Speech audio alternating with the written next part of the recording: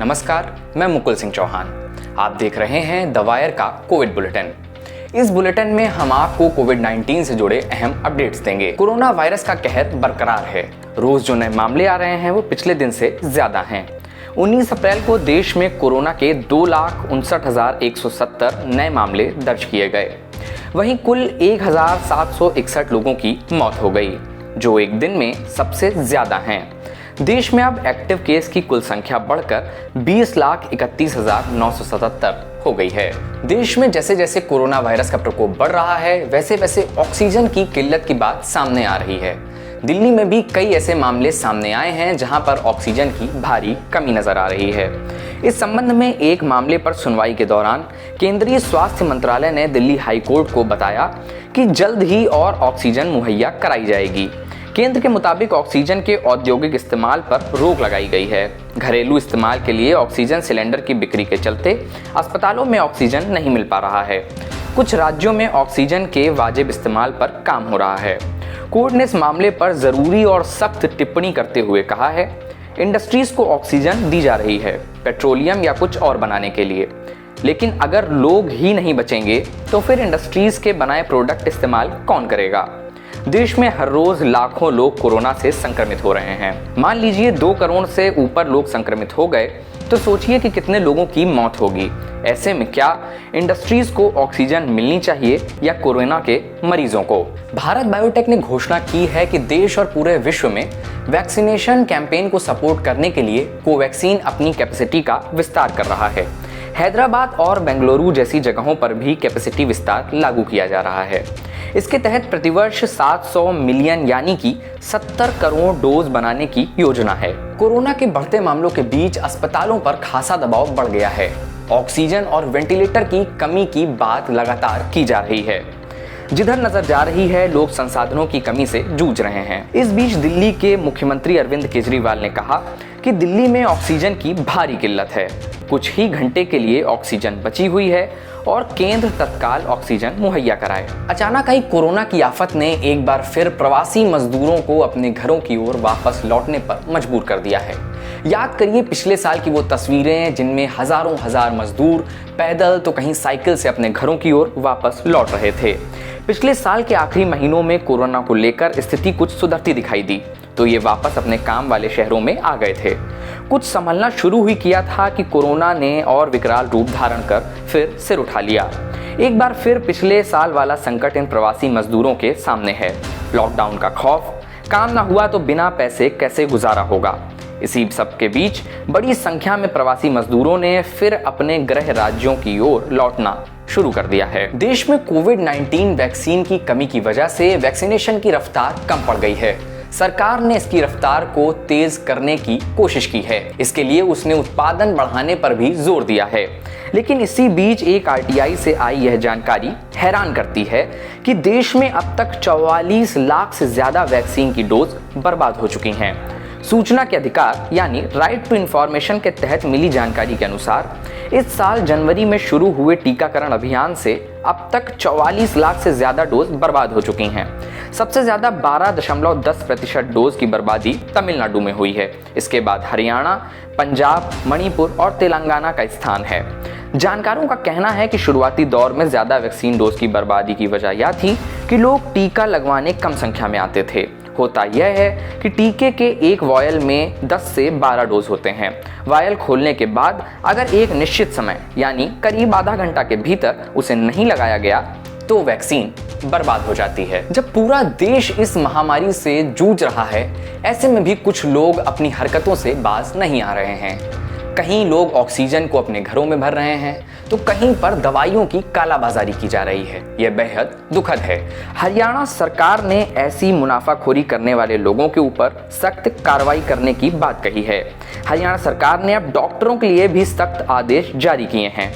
Corona पर काबू पाने के लिए हरियाणा सरकार ने आदेश दिया है कि अब सर्दी, खांसी और बुखार के मरीजों का बगैर कोरोना टेस्ट के इलाज नहीं किया जाएगा। कोरोना के बिगड़ते हालातों के चलते 9 जून तक दिल्ली के स्कूलों में छुट्टियों की घोषणा कर दी गई है। यह आदेश तब लिया गया है जब दिल्ली सरकार को यह लगा कि स्कूलों में यदि बच्चे जाएंगे तो उन पर कोरोना वायरस अटैक कर सकता है। ग्रीष्मकालीन छुट्टियों की घोषणा 11 मई से 30 जून तक पहले की गई थी, लेकिन अब कोरोना संक्रमण के तेजी से प्रसार के चलते और रोकथाम के लिए उठाए जाने वाले उपायों के चलते अब इसको रीशेड्यूल करते हुए 20 अप्रैल से लागू किया जा रहा है। स्कूलों में ग्रीष्मकालीन अवकाश अब 20 अप्रैल से 9 जून तक होगा। द वायर के रिपोर्टर याकूत अली ने दिल्ली के निगम बोध शमशान घाट से रिपोर्ट की है, जहां कोरोना से जान गंवाने वालों का अंतिम संस्कार किया जा रहा है। देखिए इस रिपोर्ट का एक छोटा सा अंश।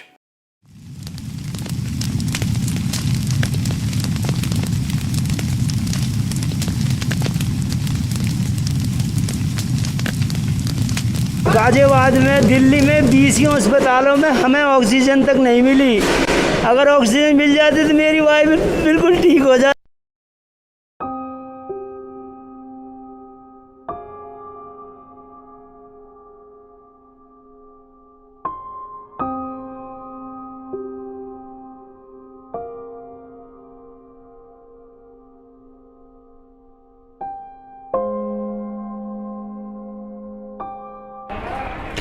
ये देश की राजधानी दिल्ली का निगम बोध शमशान घाट है।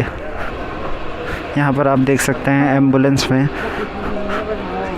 डेड बॉडीज़ अपने नंबर का इंतज़ार कर रही हैं और एम्बुलेंस की लाइन कहाँ तक है वो आप साफ देख पा रहे हैं। लोगों का रोना जारी है। सरकार आंकड़े चाहे जो दिखा रही हो, लेकिन ज़मीनी हकीकत कुछ और ही है। सर कोविड की तो ये मेरी आज सुबह से 6 बॉडी है और कल छोड़ के आया था मैं 4 बॉडी छोड़ के आया था कल। और जो कि मैंने वहाँ का पूछा था 120 का आंकड़ा निकला था कल। यहाँ पर चिताएं जल रही हैं, लोग अपने नंबर का इंतज़ार कर रहे हैं। मैंने यहाँ पर पिछले 2 घंटे से समय बिताया। मैंने देखा कि वो लोग अपने अपनों से आखिरी समय पर भी नहीं मिल पाए। कुछ लोग वीडियो कॉल के ज़रिए अपनों से आखिरी मुलाकात करवा रहे हैं। अभी भी इस वक्त आप सामने एक परिवार को देख सकते हैं, वो वीडियो कॉल के ज़रिए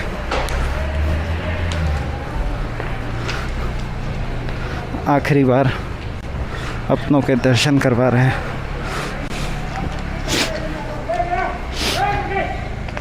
उनको मैंने अकेला ही छोड़ना अच्छा समझा।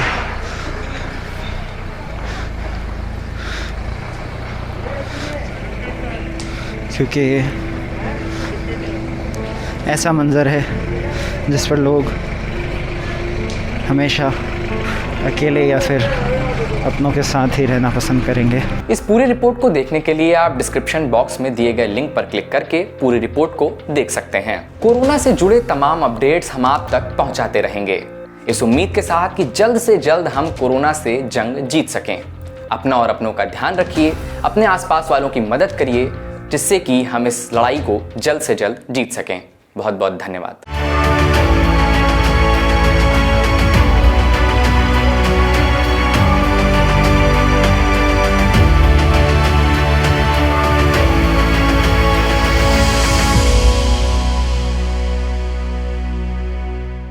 द वायर के और वीडियोस देखने के लिए सब्सक्राइब करें और बेल आइकन पर क्लिक करें। स्वतंत्र पत्रकारिता की आर्थिक मदद करने के लिए डिस्क्रिप्शन में दिए गए लिंक पर जाएं और अपनी राशि चुनें।